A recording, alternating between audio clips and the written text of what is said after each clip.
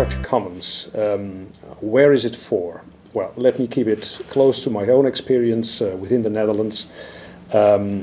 We are building e-infrastructures not because of the fun of it, but because we want to serve our user communities with e-infrastructures.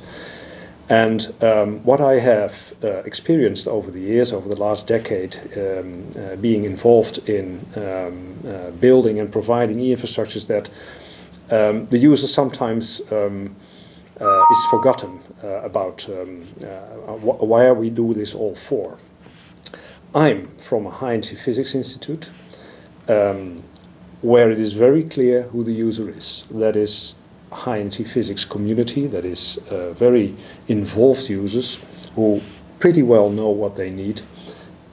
So I personally don't have the trouble that I don't know who my users are. I know them very well.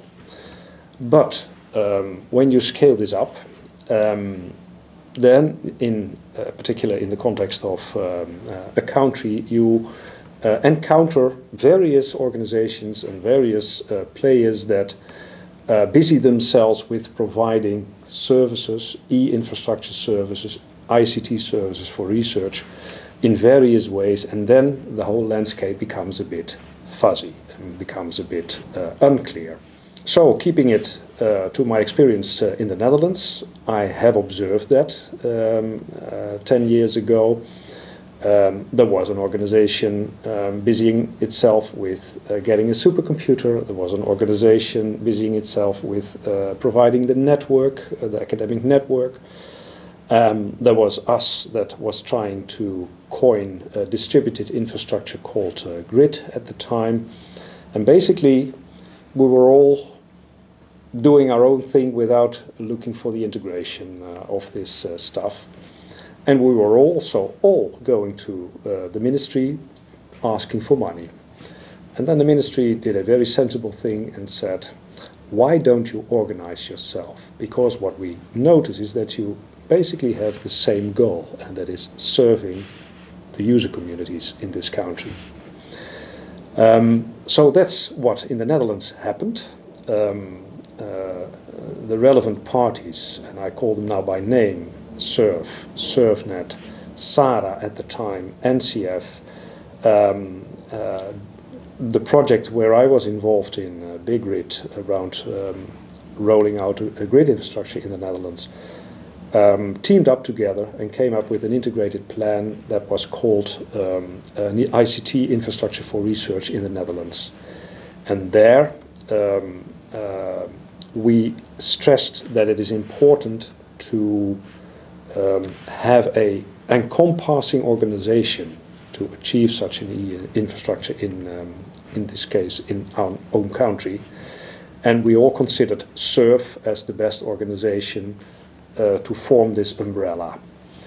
And in the years after that, it really emerged that the SURF family was extended to not only contain SURFnet, which was the traditional role for the academic networking, but also to marry with SARA and have SARA as the Dutch academic high-performance computing and high-throughput computing center in its family, and even establishing together with NWO, which is our funding organization for research, an eScience Center for the tooling, for the generic tools for using the e-infrastructure.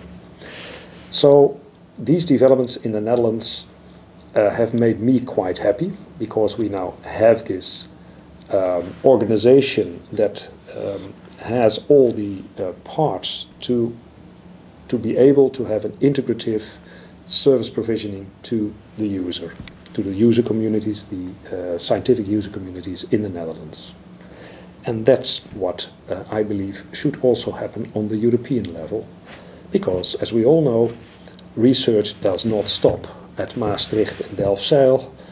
It crosses borders. User communities are usually internationally organized, and they all want to use ICT infrastructures provided basically by national organizations. But those national organizations need to organize themselves within Europe to get an efficient infrastructure for their international user communities. And that's basically why I'm such a fan of the e-infrastructure commons idea coined by the EIRG, to have the relevant organizations in Europe also team up and provide unified, integrated services to the European organized user communities. And there is an increasing reason to do that. There are movements in Europe to indeed organize research on a European scale. And the most, let's say, prototypical examples of that are the ESFRI projects. ESFRI for the research infrastructures on the European scale, that's the RI. And what I see happening now, and I'm very glad about that, is that EIRG and ESFRI together have now confirmed the importance of this e-infrastructure commons. So ESFRI, in its new round of proposals, will now pay explicit attention to the e-infrastructure needs of its projects. I consider this as a major milestone, because this forces those European user communities on their behalf to make very explicit what they need. And that, of course, is the best driver to get the European e-infrastructure commons organized. Because if the users know what they want, of course in dialogue with the providers, then I'm certain that it will emerge how important it is that these European e-infrastructure organizations organize themselves in order to serve these European user communities. So I think we are definitely moving into the right direction. And in fact, ESFRI is now taking a giant leap, what I believe that our funding agency NWO should do, and that is be very consistent in asking research initiatives about their e-infrastructure needs, because that is important to get the planning for the national e-infrastructure organizations going. So basically, we're doing this for the users, and that's why I think all the fragmented parts of the e-infrastructure in Europe need to join and form this e-infrastructure commons. Whether that needs to be a single organization or an ecosystem of organizations, well, that is to be seen, as long as we don't forget the idea and the reason why we, as e-infrastructure providers, are here. And to illustrate, what I have seen happening in the Netherlands is that the traditional role of the academic networking, the NRENs, has moved closer to the user. They developed the wish or the need to develop end-user services, whilst the parties that were traditionally involved in providing compute and data services were already very close to the user, usually, but of course needed the network to get the services to where they are needed. So for me, there is a very logical evolution to get those parties together and provide integrated services. And again, I'm glad that I see this happening not only nationally but also in Europe. There is a typical example that is used many times, but it's very important, and that is that we at least should try to have in Europe a common authentication scheme, right? So that we have a very nice system rolled out in Europe already that is called EduRoam, as we all know, which is for the traveling scientist, it's a blessing, right? You open your laptop in an environment of a university elsewhere, And your credentials, your home institute credentials, give you access to this network of this host institution. That is an incredible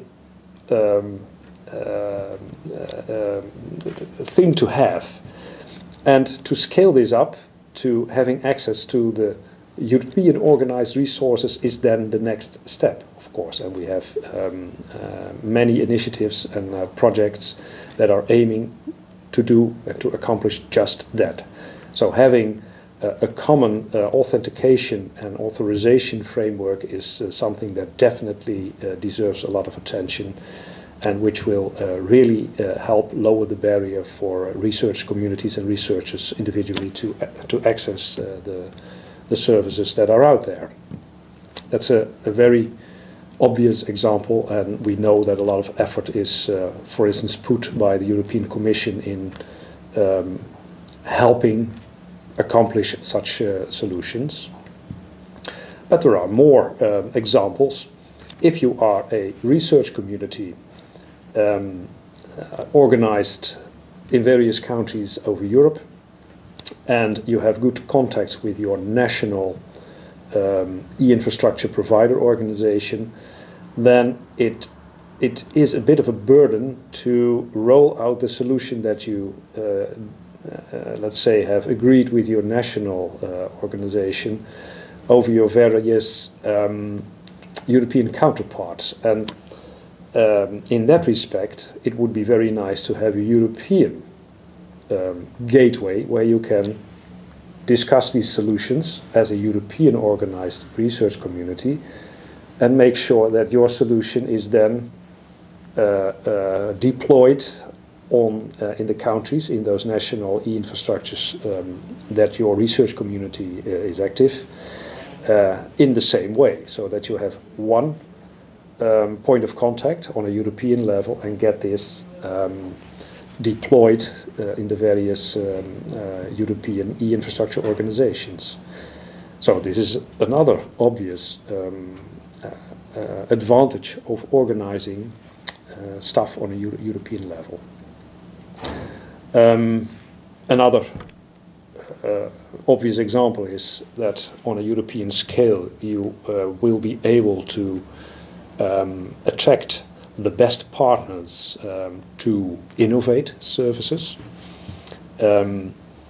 So that does not necessarily have to mean that every partner needs to be on board, but with innovative projects you can build consortia where you can really bring a service to the next level. And if you do that on a European scale, you have a bit more guarantee that it will work more widely than only in your own context. So these are, for me, compelling arguments to organize things on a European scale.